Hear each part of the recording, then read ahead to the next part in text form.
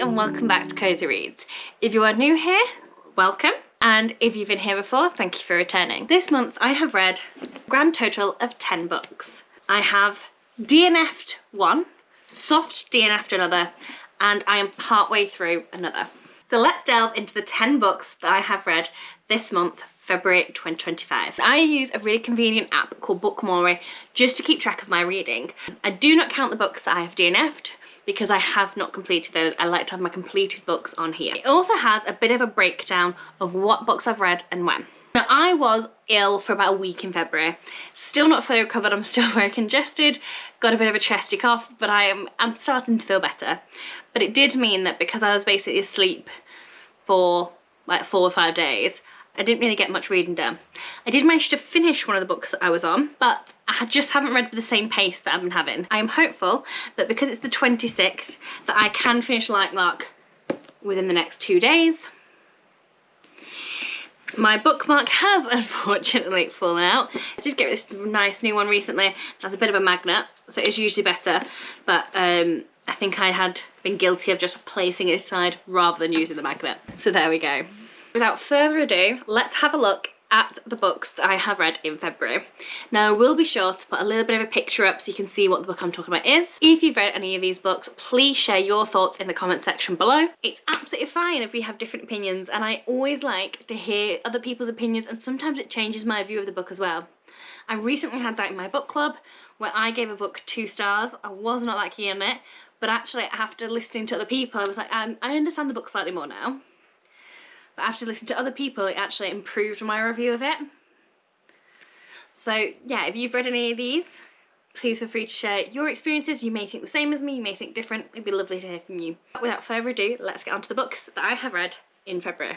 So I'm going to keep my phone up just so I can see them there. So the first book I read was The Flight, and this was by Julia Clark. This was a new release in January 2025. It was on the new release table in my local bookshop, and this was bit of a mindless pick maybe. I was just sort of in there having a cup of tea, picking up my book club book and thought, why not? I felt like this book had a lot of promise, but it didn't necessarily deliver. So this involves 2 women, Claire and Eva, and Eva is involved in some nefarious things. She wants to escape her life. Claire is being abused by her husband. She also wants out. This leads the 2 of them to make a trade. They agree that they're going to take each other's flights and then disappear. Now, one of the flights, unfortunately, doesn't make it to its final destination. The other one does. I won't spoil which way around it is and which character we follow because it would spoil the first part of the book for you. I just found that this book had a lot of unnecessary backstory, particularly with the character that didn't make it. And I feel like it could have had... I feel like it had a lot of promise but just didn't necessarily deliver. So it is one that I'm going to be unholding. I'm going to see if my friend actually wants it, and if she does I'll give it to her. If not, it will go to my local charity shop. I'm going to give it 2 stars. I feel like honestly I want to give it 1.5, but that feels a little bit harsh, so I will say 2 stars for it. Okay, so apologies, just had to stop because my husband very lovingly rang me on his way home, so I just had to stop and have a little bit of a chat with him. So I'm going to try and very quickly get this finished before he comes home. Can't necessarily remember what I was saying about The Flight now, but yeah, I think about probably generous to give it 2 stars. I think it had a lot of potential and I would have preferred it had it just followed the character that survived. And I did feel like there was, yeah, just too much backstory. I lost interest, and I feel like when you have to pull yourself through, it's not great. The ending was okay, but I think because I'd had those like 100 pages that I wasn't engaged in the story, it didn't feel like enough payoff. Yeah, unfortunately, it's not one for me, and it is one that I will be unhauling. The next book I read that I really enjoyed, Unhoneymooners by Christina Lauren. This follows Olive and Ethan, and Olive's sister is getting married to Ethan's best friend, and it is Olive's twin sister. And unfortunately, everybody else has eaten some of this seafood platter that was at this wedding, and they've all become quite ill. This is a holiday, the sister can't get a refund on, so she says, you know, why don't you go in my stead? And the best man says to Ethan, why don't you go in my stead? But there's a little bit of a twist.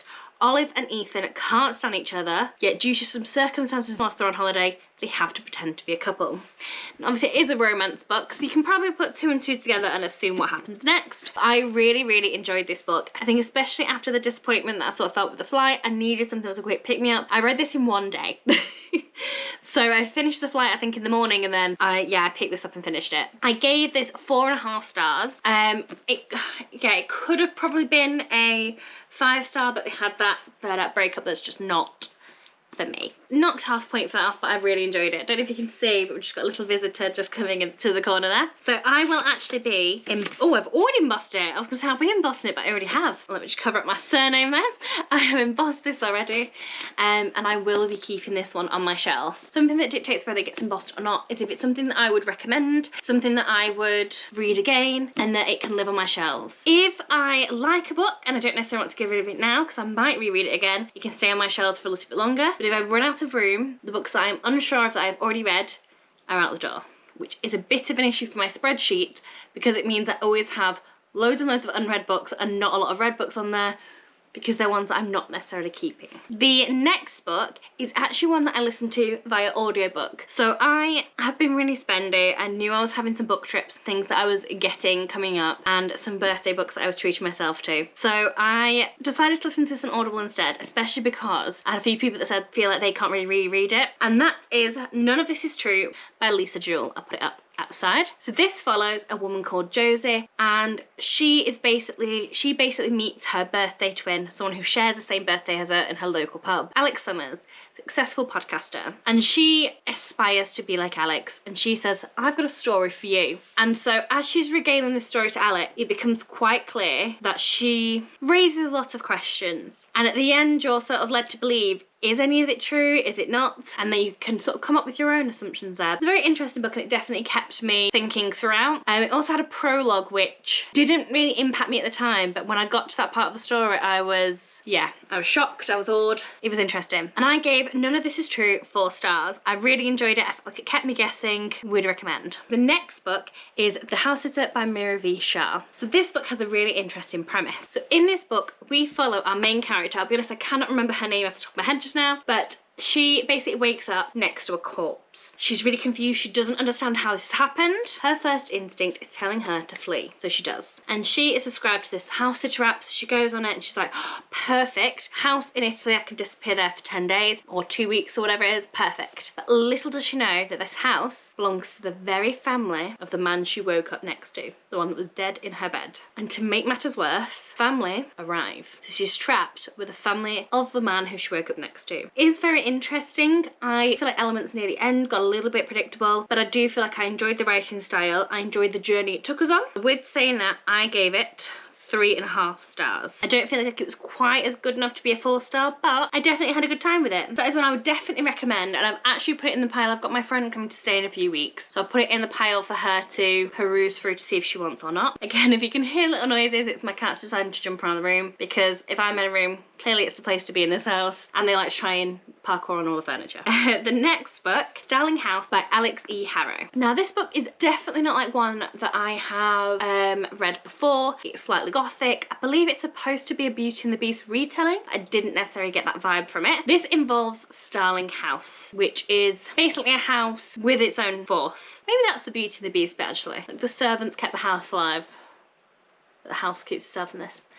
Anyway, we have Opal. Life's always feels like it's turned against her, and then we have Arthur, and he's quite grumpy at first, but he seems like he doesn't want to be there, but he can't escape. Now this book did sort of feel almost like a book of two halves. So it felt like first half was sort of their relationship developing, understanding a little bit about the house, and then the second is everything else in the background. So yeah, I did end up taking a bit of a break of a few days, I think, in between the two. I keep wanting to say 2 parts. It's one book, but it did feel like 2 parts. So I did take a few days in between, and overall I did really enjoy it actually. It was something different. So I did give this 4.5 stars, but actually on reflection, I think it probably would have been a 4-star. I think I was feeling a little bit generous. I do sometimes like to sit a bit more with my reviews, so I think I probably would give it a 4-star rather than a 4.5 now. But I will be embossing this one because I think that it is one that I would like to read again. It is one that I would recommend, so it will be getting embossed and becoming part of my library. The next book we have is How to Kill Men and Get Away With It by Katie Brent. I read Murder After the Night Before by Katie Brent and I really enjoyed it. I think I like her writing style. It's quite witty, it's quite comedic. How to Kill Men and Get Away With It follows our character Kitty. She's an influencer. she is actually really self-aware. She's quite a likeable character. To say she's a serial killer, it almost feels like you're her friend in all of this. It's very like well written, and she feels like she's only killing men who deserve it. And you sort of follow her as lots of other things in life start to not go right, and you see her solutions to it as well. Overall, I really enjoyed this one. I've got another book by Katie Brent on my bookshelves, Better You'd Look Good in Coffin, and so I'm really eager to get to that one. Buying that actually pushed me towards reading this a bit sooner, and I'm so glad I did. I did give this book a 4-star. Hidden Pictures by Jason Rekulak. So this is a very sort of interesting book. You have lots of series of pictures in. This follows our character Mallory, and she's in recovery. She's trying to improve her life. She's trying to make the good choices, and she gets a job as a nanny to Teddy, a 5-year-old boy. And something is happening that's a bit unusual with Teddy. He's drawing these really strange pictures that start off innocent enough, as you've just seen with the picture of a bunny rabbit, but they're getting increasingly problematic. And eventually all these crayons are taken away from him, but these pictures are still turning up, which leads Mallory to believe that there are lots of secrets in this house that need uncovering. I really enjoyed this book. I feel like the premise was really interesting. I liked the way it was done. And I think for me, even though it's a bit of a once you know, you know, I think I would reread this book to actually see if I could spot more clues than I did the first time. So for that reason, I will be embossing this one. I did really enjoy it, and I would definitely recommend it. I did manage to figure out the end, but only maybe about 20 pages before the reveal, so it didn't dramatically destroy any of it for me, but I did go to my husband, oh, I think I know what's happening, and I ended up bringing him on his way to work. So I did give this 4 stars as well. I was on a bit of a 4-star streak that week. Book that I read was Holly by Stephen King. Stephen King is an author that I have really tried to like. I enjoy so many of his TV shows and movies that have been adapted from his books, but his writing style is just not for me. I do find him quite preachy, and Holly was definitely an example of that. It was set around COVID time, and I was someone who wore a mask because I did a lot of food shop things for my elderly relative. I was trying to mask up and hand sanitize, even though I've got eczema. Hand sanitizer is not a good time for me, but I was still taking those precautions, and I found it really, really preachy. It's quite clear that he is very left-leaning, and it almost felt like if you were a Trump supporter, he was almost saying that you deserved to get COVID. That's what it felt like in that book, and it was just not very nice at all. The character was very unlikable because of that. She was very judgy to everyone else. Basically, Holly, who's a private detective, and she's put on this case of a missing girl. And it also talks about she's very empathetic, but then everything you see of this character shows that she's not particularly empathetic, and she's just very unlikable. So I did DNF this. I got about 100 pages in. I tried to physically read it, and I was really just not enjoying myself. So I managed to get a free audiobook. There was no saving it. I know that none of my friends are Stephen King fans either, so we'll see if anyone at the library wants to read that. Fortunately, that did put me in a little bit of a reading slump, but I got back on it. I picked up the book One Day to Fall in Love. Now, I went on a bit of an early birthday trip, so my birthday's not till March, but I went on a bit of an early birthday trip down to London with my husband, and during the course of that we went to 66 Books, and he chose this book for me, so I thought I'll get on it and read it straight away. And I really enjoyed this book. It was light-hearted, it was fun. We follow, what is the main character's name? I think she's called Rena. She is a bit unlucky in love. The person that she's besotted with, he asked someone else to marry him, and so she's like, I always thought he'd turn around and say he loves me, but unfortunately he doesn't. And then she gets a message. She's a little bit tipsy when this happens, but she gets a message on her phone from a company called Love Guaranteed. You will find love in 24 hours or your money back. And she's like, cool, this sounds like a great idea. I'm desperate to meet the love of my life now. Let's make it happen. But she does not read the small print, which ends up being that she has 24 hours to fall in love, but it's the same 24 hours. It's a bit like Groundhog Day. She's gonna keep me living the day until she falls in love. I really enjoyed this book. I felt like it had a lot of character development. She grows a lot as a person, learns to sort of love herself, and then she's ready. I like that in books where actually it's not just that someone else can fix you, it's that you've got to do the work yourself first. I did give the book 3.5 stars. I think there were elements that maybe the writing style wasn't always for me, but I did think it was a good book overall. The next book I read, I was convinced that I'd read this. Don't know why, I'm usually quite good at remembering if I've read a book. Not necessarily if I've purchased it, but if I've read it. And this is A Good Girl's Guide to Murder by Holly Jackson. Now, I went to go pick up book number 2 and then was like, I've not remembering any of this. And then I realised I'd not actually read the first one, I just thought I had. Picked up that one to read, and yeah, enjoyed it. I think I am probably too old for it. Yeah, I think it's definitely more teen than young adult. but it was decent. I think I enjoyed the sort of relationship build up and the banter that Pip had with Ravi. I felt like they clearly established quite a good bond in it. We basically follow Pip, who decides as part of her EPQ project, which if you're in the UK, it's an extra thing you can do along with your A-levels to make you sort of stand out a bit more to universities. And she decides that she wants to look into Andy Bell, girl that's been missing in her town for I believe about 5 years, and everyone blames her boyfriend at the time, Sal, who then went on to kill himself a couple of days later. She's skeptical. She doesn't feel like that's what happened, and she uncovers the truth about what goes on. Something I did really enjoy about the book is that it had interviews like that were typed up transcript, it had her production logs, some text messages, I think there was a mind map in there as well at some point, some diary entries and things like that, and I just felt like it really mixed it up a little bit. I do like a bit of mixed media in a book. But yeah, overall it was a good enough time. I think, like I said, I could definitely tell it was targeted at a younger audience. It's just no fault of the writer, it's just I'm a bit older than what she intended to be. I gave it 3 stars. I thought it was alright, and I feel like 3 star is an alright rating. I'm going to read the next instalment in the series and see if I want to continue or not, so yeah, I'll keep you updated on that. The next book I read, I'm now playing with this so I need to put that down, is a Soft DNF.